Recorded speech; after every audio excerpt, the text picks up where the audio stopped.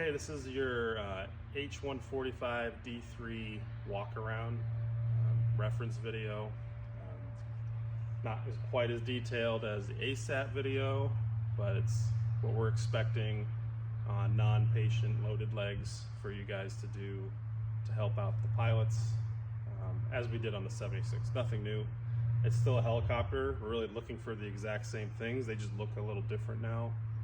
There may be more of one thing and less than the other, but it still has all the same stuff the 76 has for your walk around. So the biggest thing is approaching the aircraft from far away. You're walking out of the quarters, walking up to it. Major stuff, it sounds silly, but you look at the blades every day. If one looks different for some reason, that's where you stop.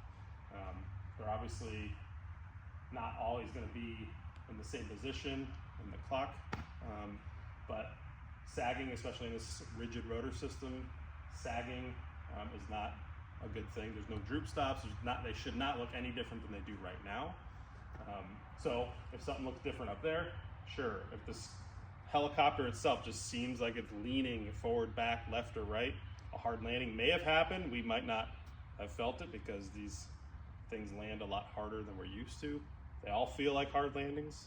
One of them might have been something that did cause damage, and now the aircraft's leaning one way or another. That's something to check on your 30 to 40 feet away walk up, like preliminary check. And then that is the best vantage point to look under the belly. When you're about 20 feet away, you can see the surface where it's parked under. You're gonna see water in the summer, but anything brown or red or actively dripping, even if it's clear, still say something. Especially in the summer, 9 times out of 10, it's going to be the condensation overflow from the air conditioning, and it happens like we're finding almost everywhere. So everywhere under the helicopter, so let us know and we'll just double check it. And then when we get around to the fuel, I'll show you some more about that.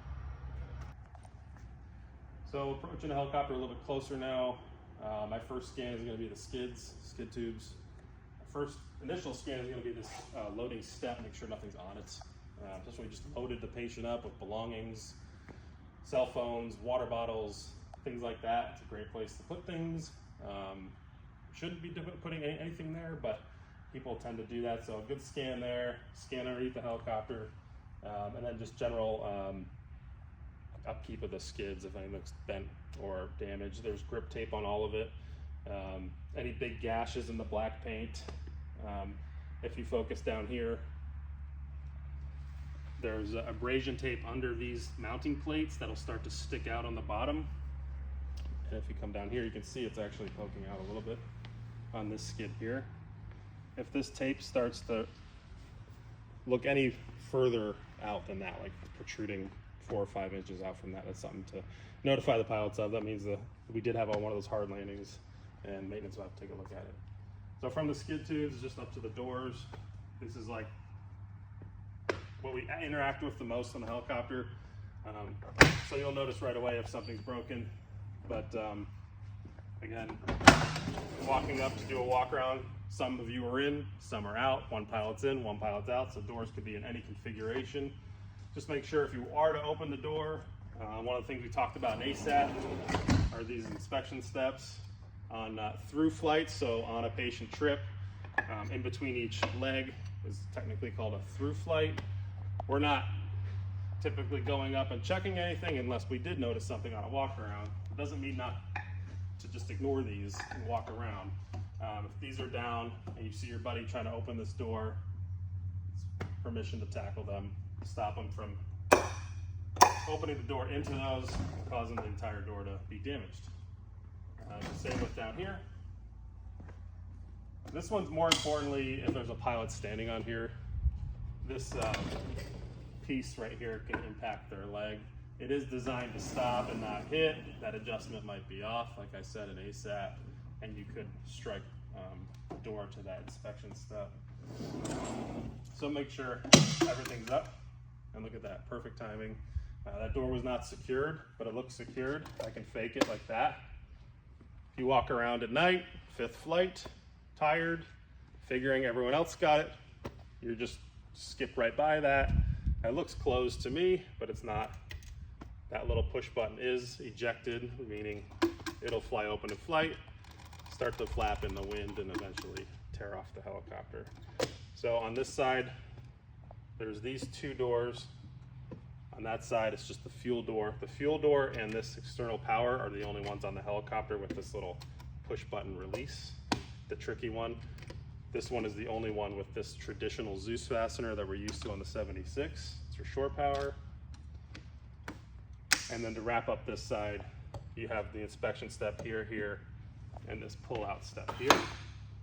Again, with that pull-out step, it won't go back in. There's a little kickstand underneath. You just have to squeeze, and then it'll close all the way. All right, so now we're gonna work above the doors, above the roof line, so to speak. So where all of our cowlings and our cowling latches occur. This would be like the highest fail point of somebody leaving something open. We would obviously notice the 4 doors open or the back door open, but the little tiny latches up here could catch us in a quick walk around if no one's paying attention. So the first type of cowling is the hydraulic area. There's a mirrored image on the other side of the helicopter. It has Zeus fasteners, several on each. When they pop up versus the S76, they pop up with a little spring-loaded tab to kind of present out and to show you from way down here that the S sign popped up. Instead of just the little tab coming straight out, it actually pulls it off the helicopter and shows you that it's undone. Moving down, there's these 4 Hartful latches. These 3 are all fully closed. This is an open one. While this looks open, it's technically still shut, but it's painted orange, and painted orange on a walk around is something you shouldn't see. Something needs to be closed or fixed before we walk around further. This is just a rubber cover for this latch. This is the actual main latch that holds it on. It's a few step process. Just to review, you pull down on the D-ring, push the first part up, it snaps open, pull the retaining bar down, the second part of the latch snaps up, and then if you were to do that again on this one, to open the cowling, the final move would be pushing that retaining bar down on both, grabbing the tongs on the inside here, and pulling the hydraulic assisted door up toward the rotor blades. So if it looked like that, it's definitely bad. Anytime you see orange, you need to close it. Other things to look for up here, these are inlets. So a bunch of hay or a bird made a nest up there, that's something to watch. Everything with these louvers here are vents or exhausts. So if you see stuff sticking out, or maybe a heavy drainage of something, or sooty, doesn't look clean like it does now, let us know. And then the only difference on this side, you have the glass opening on the hydraulic. That's a quick reference check for the pilot to check hydraulic fluid. This is the engine's oil level. There's one on this side, one on the other side. 2 white lines. The oil level should be somewhere in the middle. It's not really your responsibility to let us know every time you see that change, but if there's no oil in there, that's certainly something to speak up about. So as we come back down here, this is obviously the engine exhaust. Everything white on the helicopter, whether it be underneath or on top or way up there on top of the tail, or right here in our face as we're doing our loading and unloading. These are all antennas. Same general security as the S76. This is hanging down, let us know. This looks cracked, looks misaligned, let us know. And we'll get that fixed with maintenance. Working the tail now, we have a battery compartment. These have the pop-up Zeus fasteners that flip out if they're open. There's just 3 there. This is our fire protection for the engine. There's 2 gauges. 1 gauge is up there, you can't see it directly head on. There's a little chart right here that tells the pilots where that should be sitting versus the ambient temperature for discharge. The most important part about that whole section is this little red dot here. That little red dot's a piece of plastic that actually ejects from the airframe when the fire bottle's overpressurized, so it doesn't inadvertently blow it into the engine bay, ruining the engine. It'll come out that ejection hole. So if that red disc is missing, the aircraft is grounded. So it's something to show, or something to pay attention to on your walk around. So continuing down the tail, this is sitting much higher right now because we're on the jacked up wheels inside the hangar. This usually sits about 5.5 feet or so. You just have some lights and antennas. Security of this horizontal stabilizer does run through the tail boom. If this looks bent off, hanging down, If you happen to just bump it, it makes a really loud noise, let somebody know. You shouldn't be touching it, but if that happens, let us know. We have our big camera right here for hot ops, and then of course the fenestration. We really don't want you in and out of the fenestration for your walk around. It's more of a visual check. The biggest thing I would want to see you guys look for is the green paint having a white, any kind of white scoring, meaning that we did have a compaction of the fenestration and the blade has scraped some of that paint. That'd be an immediate grounding of the helicopter. It almost looks like there's blades missing now, but you'll get used to that pattern. There's 10 of them. If one's missing, one looks bent, one looks way dirtier than another one, let us know. This down here is a hollow section. It's a built up pylon to protect the integrity of that round circle. If this is dented, cracked, you run your hand below it and it's really scraped up paint, that could indicate that someone had a tail strike. You might not have felt it. Might have just felt like a normal landing, but we landed on a slope and someone struck the tail. That could be a very bad thing for the integrity of the fenestration. All the way up with this major anti-collision light. It's either going to be red, white, or just red. If that thing's obviously got hit by something, it'd be hanging off by its wires. No need to go up there and check it, but just something to look at when you're doing a walk around. And then finally on the tail, I'm holding on to that tail control handle here. That helps with when we're on the dolly, or on the jacked up wheel system like we are right now. That helps control the helicopter going in and out of the hangar. So this is the obviously the loading, unloading door. You guys do all your operations in and out of this part right here. A lot of times with hot ops, some of these can look like they're closed, and a little bit of the push tab might be sticking out. This doorknob and this doorknob have sensors that throw the door open light up into the cockpit. If we do get that door open light, we don't know what door it is, but for the most part, if we just did a hot operation, it'll probably be this door. So just another check on each one as you walk around. Obviously, if it's completely out on your walk around, you're gonna know, and feel free to just close it up. I always give it an extra little tap or a push or slide my finger across to make sure it's completely closed. Moving down this door here, obviously the door and the entire helicopter, the skin needs to be smooth, but this door has probably the most probability of getting dented because it opens out laterally into whatever we park next to or whoever's standing there with a gurney to pick up our patient. We can see some fiberglass damage here, and then the integrity of these two windows in the back too. Just keep an eye on those. There is this scoop down here that could be dented. That scoops fresh air into our avionics compartment up here, and it recirculates forward into the cabin. That's something to look out for. So as far as like all the leaking is concerned, if you ever see one of these snipped tubes out on 45, there's a good example. This is actually leaking now. That's just air conditioned over condensation. The AC works very, very well at this point in these helicopters. So well that it'll actually sweat at the nozzles inside and drip down on your patient, drip down the walls, and run back to the back of the helicopter. There are floor drain that will drain those out. And there's several of them.